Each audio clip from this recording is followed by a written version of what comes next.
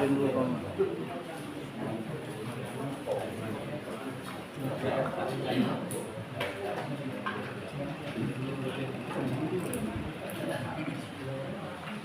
Ya, kita ngaji dulu.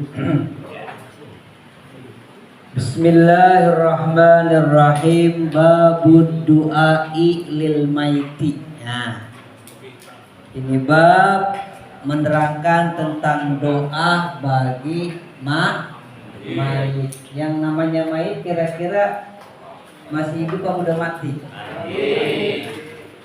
Orang sekarang kan sering bertanya tuh, apakah doa orang yang hidup untuk orang yang telah mati sampai? Nah, coba kira-kira sampai kan nih? Nih, pada malam hari kita kaji. Ya. Ijtima'al ulama'u. Tuh. Ijtima'a bermakna ittifaqo. Apa ittifaqo? Ittifaq itu bermufakat. Yang namanya bermufakat berarti sudah sepakat. Tentang apa? Ad-du'a'u lil maiti nafi'un. Doa bagi orang yang meninggal itu bermanfaat. Sangat berguna. Tuh. Terus dalil tentang masalah haul. Nih, dalil tentang masalah haul. Kenapa sih orang harus dihaulkan? Nih. Karena Rasulullah sallallahu alaihi wasallam Allahumma shalli alaihi yazuru ala syuhada'i kullasanatin. Karena kalau orang ngaji balago itu maknanya istimror, bukan adalah. Kalau adalah nanti nggak ketemu. Karena itu maknanya istimror. Apa itu istimror? Selalu. Apa maksudnya? Selalu Rasulullah Shallallahu Alaihi Wasallam berziarah tuh ke makam syuhada kullasanatin setiap tahun. Ngapain Rasulullah ke sono? Ngapain coba? Ayo ngapain? Ngapain?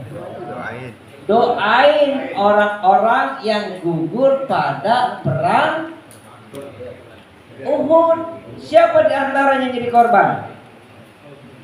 Siapa? Paman Nabi besar kita Muhammad sallallahu alaihi wasallam yang bernama Hamzah. Tuh Rasulullah tiap tahun datang ke sono. Setelah Rasulullah wafat dilanjutkan oleh Abu Bakar. Setelah Abu Bakar wafat dilanjutkan oleh Umar.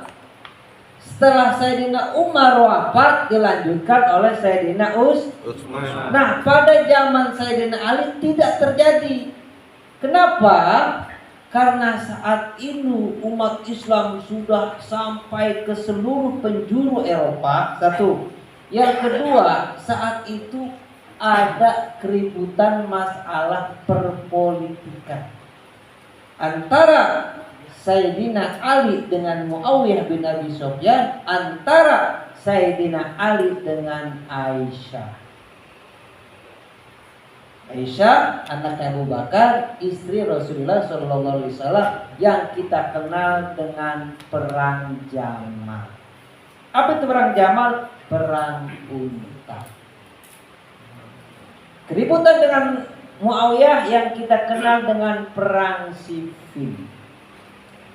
Kok jadi perang? Nah, itu namanya ada perbedaan masalah pendapat tentang perpolitikan. Satu. Yang kedua, banyaknya hoak. Jadi hoak itu bukan zaman sekarang. Dari dulu sudah ada. Nah, itulah jadi korban para sahabat. Lah sekarang aja yang serba cepat, kita masih kena terpengaruh. Apalagi dulu. yang apabila berita dari Mesir untuk sampai ke Mekah itu makan waktu 1 bulan. Kendaraannya onta, paling hebat kuda. Belum sampai ke Mekah, di tengah jalan ditodong. Ketika sampai berita ke Mekah, beda. Siapa dalangnya? Abdullah bin Sabah. Siapa itu Abdullah bin Sabah? Tokoh Yahudi yang mau berbohong masuk Islam. Tuh orang Yahudi munafik. Cerita dia ke sono kemari. Wah itu juga menjadi ajaran nanti, ajaran Syiah yang mengatakan bahwa Allah melalui malaikat Jibril untuk memberikan wahyu yang seharusnya kepada Sayyidina Ali itu disampaikan kepada Nabi Muhammad. Tuh pendapat dia tuh. Seharusnya wahyu itu disampaikan kepada Sayyidina Ali, bukannya kepada Nabi. Umat Islam saat itu tambah bingung, akidahnya makin rusak. Diaduk oleh yang namanya Abdullah bin, padahal saat itu mau dibakar oleh Sayyidina Ali, tapi dia kabur.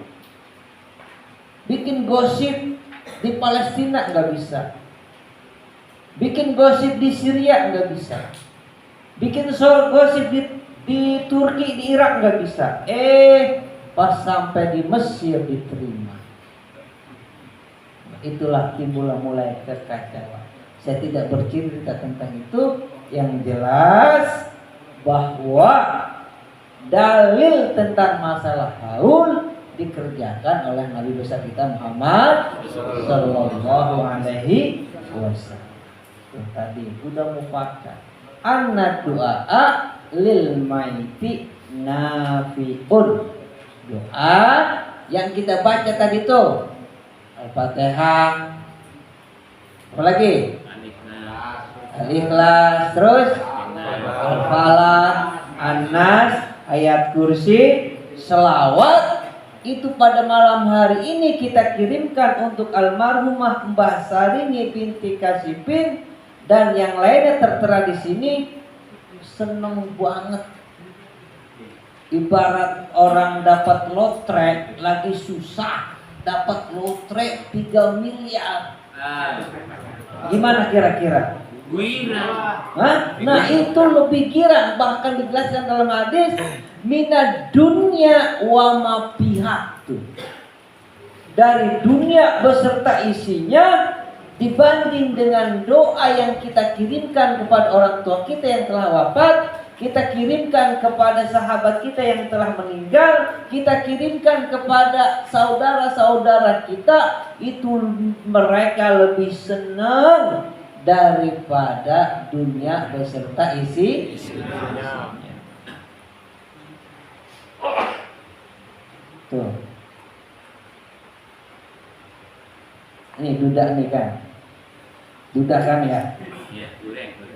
Kira-kira dilamar sama gadis cantik, yang mau kaya, demplon, denok, anaknya dia setuju, perawan Ustaz, perawan. Kira-kira senang nggak? Nggak senang, dia nggak mau. Nggak mau, maunya janda. Kira-kira senang nggak? Senang. Wah, senang banget. Kira itu mayit yang kita bacakan doa pada malam hari lebih senang daripada itu. Tuh, lebih senang daripada tuh. Terus, Ustaz, ya, itu kenapa sih orang ketika datang pertahlilan harus disedain air, disedain jeruk, disedain makanan ringan, pulang bawa besek, sumpama. Ini kira-kira beseknya gini. Hah? Ini seumpamanya. Mas Yoga tanggung jawab. Ya, nih. Kenapa harus itu? Bukankah itu menyusahkan ahli main itu? Udah dia susah, ketimbang musibah, harus mengeluarkan air, makanan, itu bagaimana? Nih, ada 2 hukum nih ya. Ada 2 hukum. Yang pertama, kalau itu memberatkan kepada si ahli main, keluarganya, itu jadi haram. Itu jadi haram. Yang kedua, apa yang dikeluarkan bila diniatkan itu sebagai sedekah untuk ahli mayit, maka itu pahalanya besar untuk si ahli mayit. Mana dalilnya? Nih, dalam kitab, namanya kitab apa tuh saya lupa, Jamul Hawa. Itu Sayyidina Umar berkata, as-shadaqatu ba'da dafni.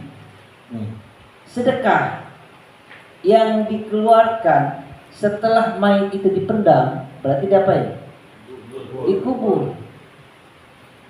Sawabuha, pahalanya, yusilu ala salasi yaumi, pahalanya sampai kepada 3 hari. Tuh, kita sedekah malam pertama nih. Kadang-kadang kalau orang Betawi ada disebut dengan bahasa apa itu? Nyaur tanah. Ya, nyaur tanah kan makan-makan tuh. Orang-orang itu nyampur tanah tuh. Nah, itu ternyata pahalanya sampai 3 hari. Apalagi ada keripiknya, jeruknya, pisangnya, wah, lebih senang lagi. Tuh sampai 3. Ada nggak kita nih orang-orang melaksanakan malam 3 hari? Ada nggak tuh tahlil malam 3 hari udah besek? Ada nggak? Ada. Tuh. Wa shadaqatu ba'da salasati yaumin. Sedekah yang dikeluarkan setelah malam 3 hari. Nih malam 3 hari kan ada besek, ada apa, ya kan? Ustaz-ustaz di amplop-amplopin tuh kan? Nah tuh. Sawabuha, pahalanya sayusilu sab'atu yaumin, pahalanya sampai kepada malam 7 hari. Ada gak kita malam 7 hari? Ada. Ada dalilnya. Terus itu Ustaz, bagaimana orang yang bilang gak ada dalilnya? Malam 3 hari gak ada dalilnya, malam 7 hari gak ada dalil, itu sama aja dengan ajaran Buddha. Belajarnya enggak sampai. Karena Rasulullah adalah Rasulullah, gak bakal ketemu. Makanya butuh ngaji nahu, ngaji balagoh, ngaji ma'ani. Karena di situ maknanya istimror. Selalu. Makanya kalau orang gak ngaji nahu, ngertiin hadis, ngertiin Al-Quran, bakalan kebingungan. Apalagi bisanya terjem. Tuh, orang-orang yang nyalain itu begitu. Dan nyalain kenapa? Karena belajarnya baca terjemah Google lagi. Kalau gitu, karena Rasulullah adalah Rasulullah, selalu Rasulullah melaksanakan ziarah ke Uhud setiap tahun, ketemu dari itu 7 hari. Wa shadaqatu sab'atu yaumin, dan sedekah malam 7 hari, sawabuha yusilu arba'ata asyara. Tuh sampai kepada malam 14 hari. 14 hari. Wa shadaqatu ba'da arba'ata asyara sawabuha khamsa isrina yauma, sampai kepada malam 25 hari. Wa shadaqatu khamsatu isrina sawabuha arba'una yaumin, sampai kepada malam 40 hari. Wa shadaqatu arba'una sawabuha ala sanatin, sampai kepada 1 tahun. Ada nggak kita 1 tahunan? Nah itu ada dalilnya, berarti malam 3 hari, malam 7 hari, ada yang melaksanakan ke 14 hari, ada yang juga melaksanakan 15 hari, ada yang melaksanakan 25 hari, ada yang langsung loncat 40 hari, ada yang langsung 1 tahun. Nah, wa shadaqatu yang 100 hari tuh, yang 1 tahun 100 hari. Wa shadaqatu ba'da sanatin sawabuha, apa tuh namanya di situ dijelaskan, 1 tahun, 1000 tahun, ya 1000 hari. Alfu yaumin, sedekah yang 100 hari pahalanya sampai kepada 1000, dan begitu seterusnya dan seterusnya dan seterusnya. Berarti apa yang kita kerjakan ada dalil nih, seperti Bapak Sukri nih, 1 tahunan untuk Ibunda Sarini binti Kasiti.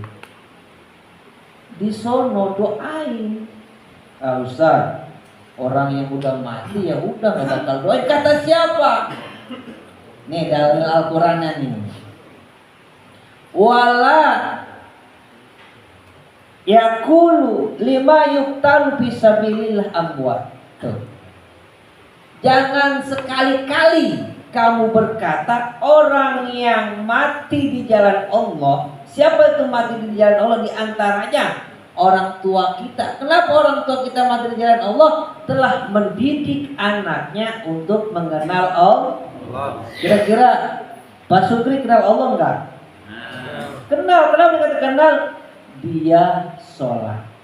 Mas Yoga meskipun jarang-jarang, kira-kira kenal Allah enggak kira-kira?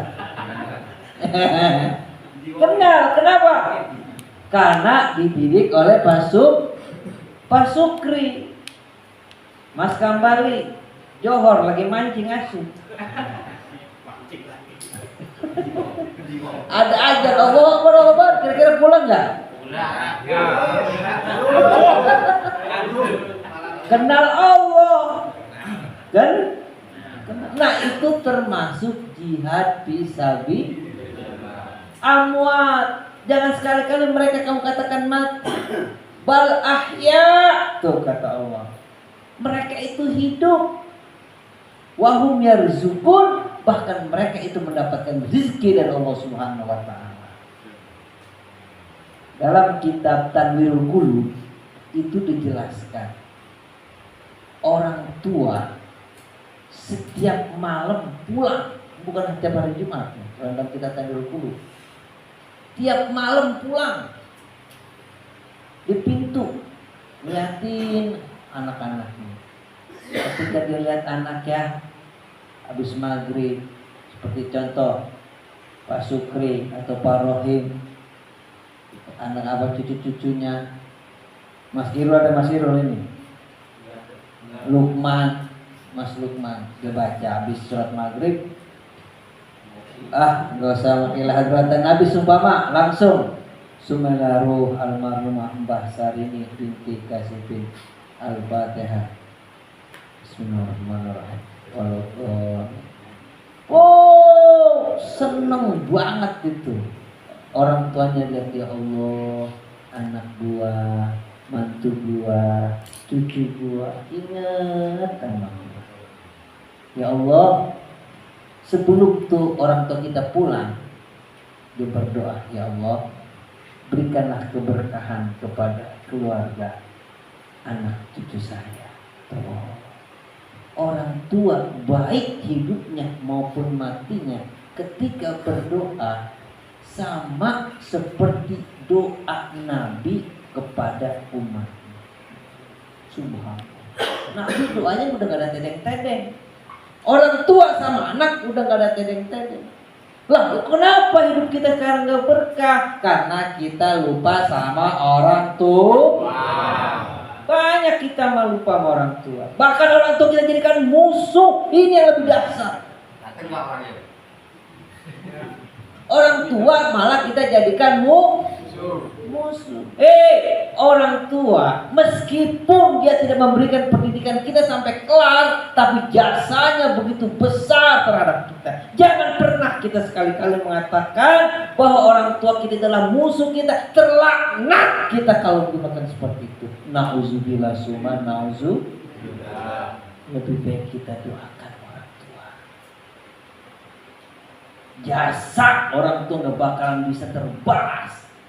Bahkan sahabat Rasulullah SAW menggendong orang tuanya dari Syria sampai ke Mekah. Ketika berhadapan dengan Rasulullah, Rasul, saya sudah menggendong ibu saya sampai ke Mekah untuk melaksanakan haji. Apakah saya sudah dikatakan cukup? Belum apa-apa. Belum terbalas jasa kamu kepada orang tua. Enggak pernah terbalas. Minimal sebagai bakti kita kepada orang tua, setiap habis sholat 5 waktu, baik dia masih hidup maupun sudah mati, kirimin Fatihah. Kalau dia mati, ya Allah, saya niatkan Al-Fatihah ini untuk bapak saya. Baca Bismillahirrahmanirrahim. Kalau memang dia masih hidup, ya Allah, saya kirimkan Fatihah untuk orang tua saya. Mudah-mudahan dikasih kesehatan, keberkahan. Al-Fatihah. Anak yang sering melakukan itu, doa setiap saat untuk orang tuanya, yakin dan percaya pasti hidupnya sukses. Gak ada jamaah, gak ada. Orang yang durhaka, orang yang berbakti sama orang tuanya, hidupnya susah nggak ada. Pasti hidupnya berkah. Mana dalilnya? Wa qadara rabbuka alla ta'budu illa iyyahu wa bil walidaini ihsana. Tuh, setelah Allah memerintahkan jangan kamu menyembah kecuali kepada Allah. Wa bil walidaini ihsana. Dan terhadap kedua orang tua berbuat baik. Kadang-kala kita berbuat baik enggak, datang ke rumah apa aja kita angkuti. Ada telur kita angkat. Ada ayam kita gembol. Ada duit kita ambil. Gimana mau makanya pantes kalau kita susah aja hidup. Kenapa? Karena kita durhaka sama orang tua. Mudah-mudahan nih apa yang dikerjakan oleh orang tua kita, Bapak Sukri beserta keluarga yang lainnya diberkahi oleh Allah Subhanahu wa taala. Dan kita semua jangan pernah kita menyakiti hati orang tua. Lebih bagus kita doakan orang tua. Pasti kita akan mengalami kecewaan. Ada yang kecewa sama orang tua, itu udah pasti. Tapi jangan sampai kekecewaan itu menyakitkan hatinya. Karena kita sudah bersyukur dengan kerja baik orang tua kita, bapak kita, hadirlah kita. Itu yang harus kita syukuri. Mungkin kalau orang tua kita nggak kerja baik, sama ibu kita susah-susah, kadang-kala panas-panas, tetap dia kerjain untuk melahirkan kita. Masa kita nggak mau bersyukur? Itu yang harus kita syukuri. Kalau kita bersyukur, yakin dan percaya, apapun yang usaha kita akan kita tempuh, yang jadi pedagang pecel, pecelnya berkah, yang jadi guru-gurunya berkah, yang jadi ustadz-ustadznya berkah, yang jadi pokoknya apapun jenis usahanya, kalau orang tuanya redo, mertuanya redo, hidupnya berkah. Amin. Allah nggak pernah bohong, Nabi nggak pernah berdusta.